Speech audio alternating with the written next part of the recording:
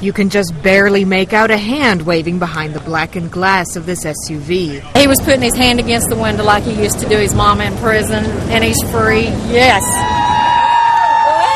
Crowds cheered knowing it was Damien Eccles inside the car, catching his first glimpses of the outside world after nearly 2 decades behind bars.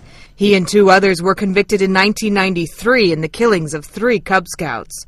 But critics say the case was riddled with errors. This is just absolutely awesome. They're finally free. For something that they didn't do, that they stayed in for 18 years, they're finally free. Thank God. The so-called West Memphis 3 were permitted to plead guilty to murder in exchange for time served.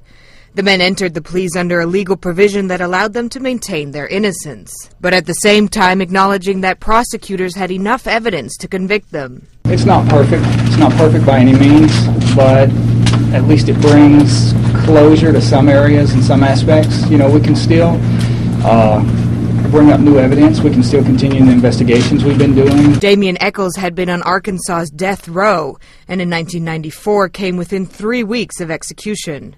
Jason Baldwin says he was reluctant to plead guilty, but he agreed to make sure Eccles was spared from death row. Jason literally saved a human being's life today. That's an honorable position. That has integrity. He's still the same way he was when he was a kid. He would not hurt a fly, he wouldn't even hurt a flea. And there was no way in the world that he could even hurt a human. Many have called the killings gruesome. The 3 young victims were found naked and hogtied. Prosecutors say all 3 men were placed on 10 years unsupervised probation, and if they get in trouble again, they could be sent back to prison for 21 years.